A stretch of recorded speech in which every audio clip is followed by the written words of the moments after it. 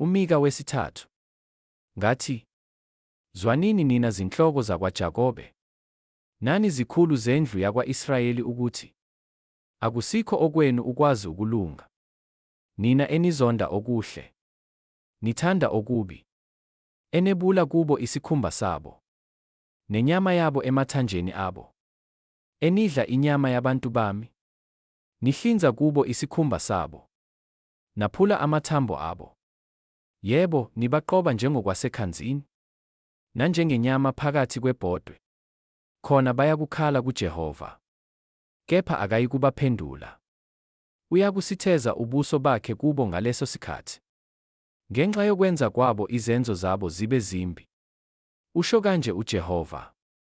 Ngabaprofethi abadukisa abantu bami, abathi bese nakho okukuhlafuna ngamazinyo abo, bamemeze bathi ukuthula, nongabeki lutho emlonyeni wabo bamlungisele ukulwa. Ngalokho ubusuku buyakunehlela ukuze ningabi nambono.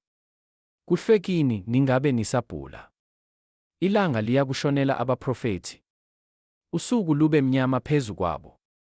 Ababoni bayakuba namahloni, ababhuli bayangaze, bayakumboza amadevu abo bonke, ngokuba akuveli impendulo kuNkulunkulu. Kepha mina ngigcwele amandla ngoMoya kaJehova, ngokulunga nangobuqhawe, ukuba ngimtshele uJakobe iziphambeko zakhe, u-Israyeli izono zakhe.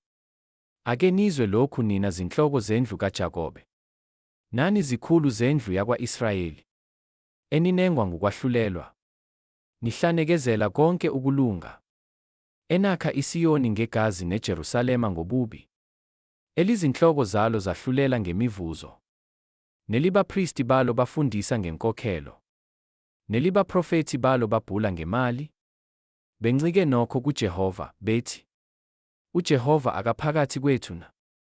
Asiyikwehlelwa ngokubi.